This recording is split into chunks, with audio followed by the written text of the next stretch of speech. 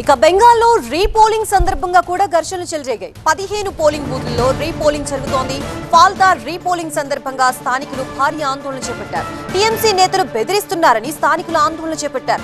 ఇళ్లకి వచ్చి వాళ్లు తమని బెదిరిస్తున్నారని ఆరోపించారు. అసెంబ్లీ ఎన్నికల్లో టీఎంసీకి ఓటేయలేదన్న కోపంతో తమని బెదిరిస్తున్నారని తెలిపారు. రీపోలింగ్ లో తమని ఓటేయకుండా టీఎంసీ నేతలు అడ్డుకున్నారని వాళ్లు ఆరోపించారు. ఫాల్తాలో స్థానికుల ఆందోళనతో ట్రాఫిక్ స్తంభించింది. పోలీసులు వాళ్లకి నచ్చజెప్పే ప్రయత్నం చేశారు. రీపోలింగ్ సందర్భంగా భారీ బందోబస్తును ఏర్పాటు చేశారు. టీఎంసీ బీజేపీ కార్యకర్తల మధ్య ఘర్షణలు చెలరేగాయి.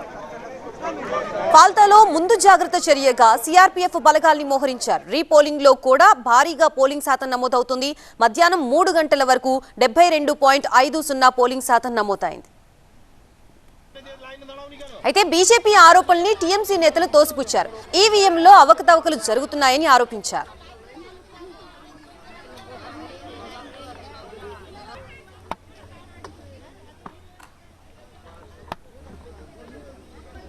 రీపోలింగ్ సందర్భంగా అల్లర్లు చెలరేగకుండా పోలీసులు, కేంద్ర బలగాలు జాగ్రత్తలు తీసుకుంటున్నాయి. దీనికి సంబంధించిన పూర్తి అప్డేట్స్ తో మా బ్యూరో చీఫ్ గోపి సిద్ధంగా ఉన్నారు. గోపి, పశ్చిమ బెంగాల్ అసెంబ్లీ ఎన్నికల్లో భాగంగా రెండో విడత ఏప్రిల్ 29న జరిగిన ఎన్నికలకు సంబంధించి హింసాత్మక ఘటనలు చోటు చేసుకోవడంతో రీపోలింగ్ జరుగుతోంది.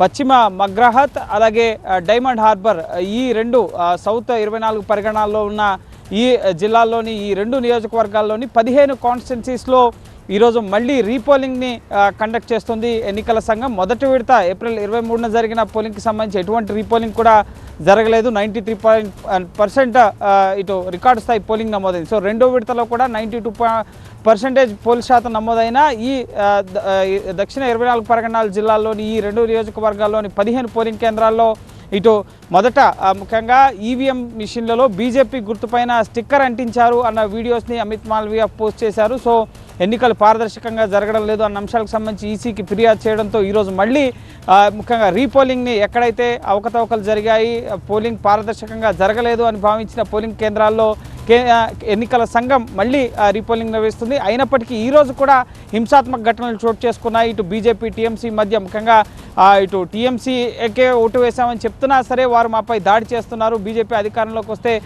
ఇటు ఒక వర్గం అధికారంలోకి వస్తే మరొకరి వర్గం పైన వాళ్ళు మాపై దాడి చేస్తారు అన్న కోణంలో మమ్మల్ని బెదిరిస్తున్నారు, ఇటు దాడులు చేస్తామని చెప్పి ఇటు భయభ్రాంతులకు గురి చేస్తున్నారని చెప్పి మీడియా ముందుకు వచ్చి ఆవేదన వ్యక్తం చేసిన పరిస్థితులు కనిపిస్తున్నాయి.